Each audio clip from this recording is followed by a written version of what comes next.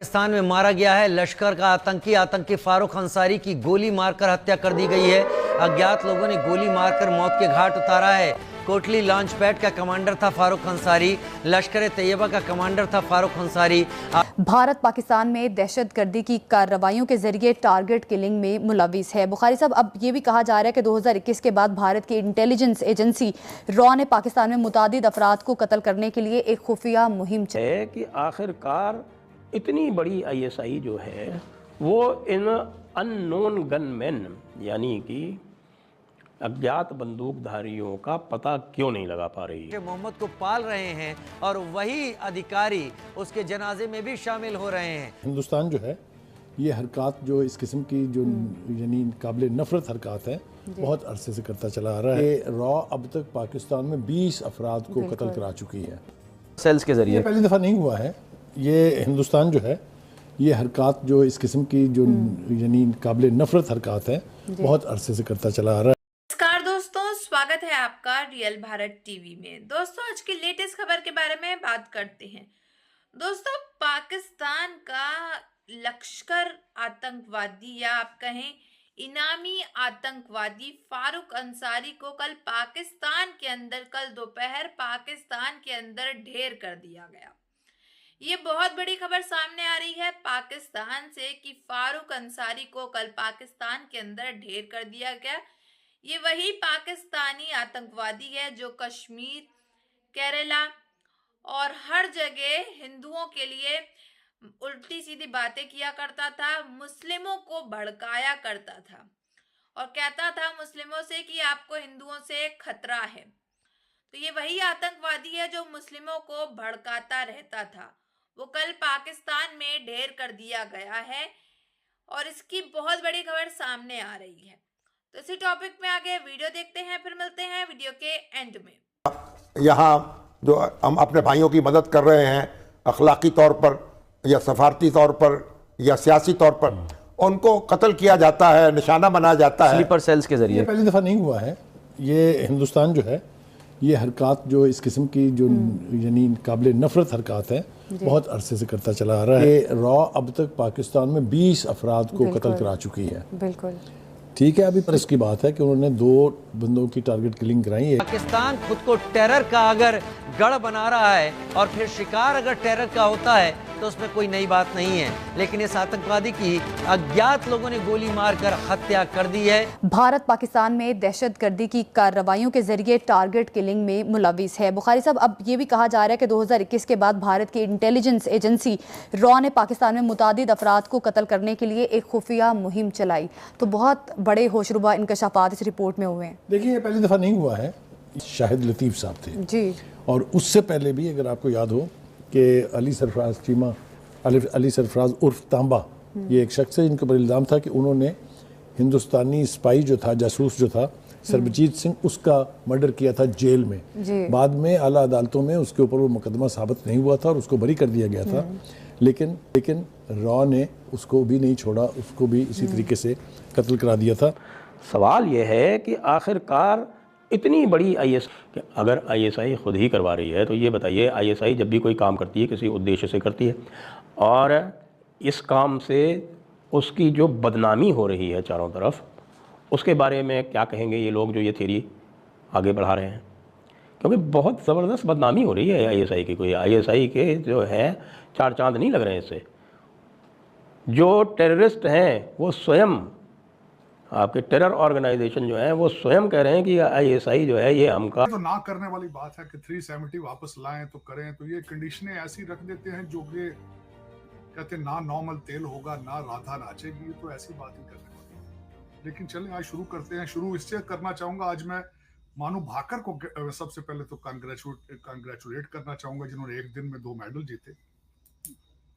उनके साथ सरबजोत सिंह थे, उनके साथ पार्टनर थे उनके, वो भी। और भारत के इस वक्त ओलंपिक्स हो रहे हैं, लेकिन इसके ओलंपिक कंट्रोवर्सल चल रहे हैं इस वक्त। लश्कर तैयबा जो है वो अहले हदीस वाला है, यानी कि वो हनफी नहीं है, और जो बाकी दोनों हैं वो देवबंदी हैं। वैसे तो हिजबुल मुजाहिदीन तो मिक्स्ड है, वैसे वो उसका ओरिजिन जो है वो कश्मीरी है। तो कश्मीर में देवबंदी और बरेलवी जो है वो उसका मिक्स हो गया है।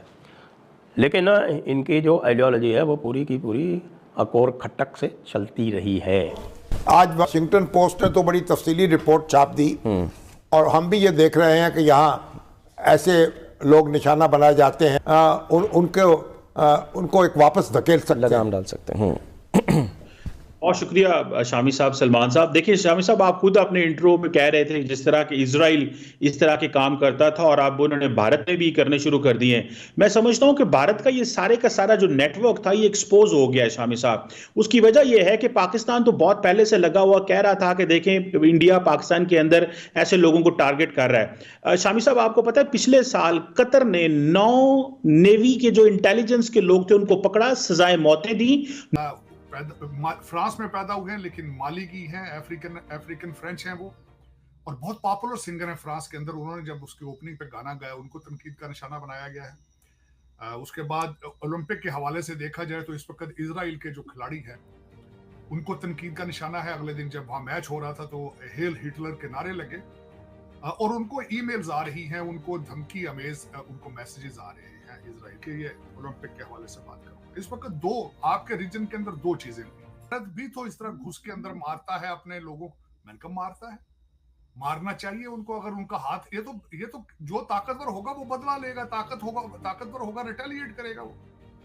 लेकिन आप ये बताएं पाकिस्तान के अंदर वो घुस के किस तरह मारे? पाकिस्तान में जितने मर्डर हुए वो पाकिस्तानियों ने किए हैं, किस तरह किए होंगे? पैसे लेके किए होंगे। तो जिसके पास ताकत होती है वो उसी तरीके से उसको रिटेलिएट यूज करता है अपने रिसोर्स को। अब यहाँ पे जब पता चल रहा है कि ईरान में 2 महीने पहले प्लांट हुए 3 जनाब, डोवल साहब जो हैं, जो उनके सलामती के कौमी सलामती के मशीर थे, उनकी निगरानी में एक सेल कायम है जिसकी $1 बिलियन एनुअल उसकी फंडिंग है, जिसका वाहद काम जो है वो चीनी इंजीनियर्स और पाकिस्तानी इंजीनियर जो ग्वादर में काम कर रहे हैं उनके ऊपर हमले करवाना और उनको कत्ल करवाना जो है उनके जिम्मे है। तो भारत का ये मकरू चेहरा जो है अब पूरी तरह से दुनिया के सामने आ चुका है। बरतानिया, कनाडा, अमेरिका ये वाजे कर चुके। तो वो लोग इधर आकर उन्होंने जैशे अदल बना ली, तो बॉर्डर के दोनों साइडों पे अनरेस्ट मौजूद है, दोनों सेपरेटिस्ट मूवमेंट वहां मौजूद है। अब दूसरा उसमें आज एक नया एलिमेंट जो 9 लोगों की वजह से आया है, उनको लफ्ज बताया गया कि 9 के ज्यादातर लोग 9 लोग थे, पंजाबी थे। अब मैं यहाँ ये बताना चाहूंगा कि ईरान के अंदर या बलूचिस्तान के अंदर दोनों साइड पे, उस साइड के बलूचिस्तान का तो मुझे अंदाजा नहीं, लेकिन हमारे पाकिस्तान वाले बलूचिस्तान के अंदर पंजाबियों के लिए खास एक नफरत मौजूद है। माजी में से आधे समंदर में मर जाते हैं, डूब जाते हैं, आधे पहुंच जाते हैं ग्रीस और इटली के अंदर, जो कि यूरोप का एक गेटवे है। ये एक पंजाबियों की एक गुजरगाह है। अब वो इस पे स्टिल अंडर इन्वेस्टिगेशन, अब देखा जाएगा कि यहाँ पे क्या हो रहा है। लेकिन अफसोस की बात यह है कि इधर से अगर कुछ सख्ती की जाए तो वो लोग उस साइड के बलूचिस्तान पे चले जाते हैं, वहां से वो सख्ती करें तो इस साइड वाले बलूचिस्तान में आ जाते हैं। अब वहां पे हो क्या रहा है कि एक ईरान अंडर सैंक्शंस है, फाइनेंशियली वीक रहा है ड्यूरिंग ट्रम्प पीरियड के। तो दोस्तों, जैसा कि आप सभी ने इंट्रो में देखा कि लश्कर आतंकवादी या आप कहें इनामी आतंकवादी फारूक अंसारी को कल ठोक दिया गया है पाकिस्तान के अंदर। कल दोपहर या कल रात में फारूक अंसारी को पाकिस्तान के अंदर किसी एक के द्वारा ठोक दिया गया है पाकिस्तान के अंदर। अब फारूक अंसारी वही फारूक अंसारी जो कि दुनिया भर के मुस्लिमों को भड़काया करता था, मुस्लिमों को भड़काया करता था, हिंदुओं के खिलाफ बोला करता था, कहता था हिंदुओं से हमें खतरा है, मुस्लिमों को भड़काया करता था हिंदुओं के खिलाफ। वही फारूक अंसारी कल पाकिस्तान के अंदर उसको ठोक दिया गया और इसकी जो खबरें हैं वो काफी ज्यादा वायरल हो रही है सोशल मीडिया के अंदर कि वही पाकिस्तान के अंदर ठोक दिया गया है। और पाकिस्तानी जो है हमेशा से अपने आप को सेफ कर लेते हैं, तो पाकिस्तानियों का कहना है इन्होंने गेम खेलना शुरू कर दिया, ब्लेम गेम। इन्होंने कहा है इसमें जो हाथ है वो रॉ का है, इसमें हमारा कोई हाथ नहीं है। इन्होंने ब्लेम गेम शुरू कर दिया, इसमें जो है रॉ की साजिश है, इसमें हमारा कोई हाथ नहीं है। फारूक अंसारी को जो मारा गया इसमें रॉ की साजिश है, हमारा कोई हाथ नहीं है। पाकिस्तान की इसमें कोई भी गलती नहीं है, जबकि पाकिस्तान के अंदर ही फारूक अंसारी को ठोक दिया गया है। तो इसमें आपकी क्या राय है ये जरूर बताइएगा।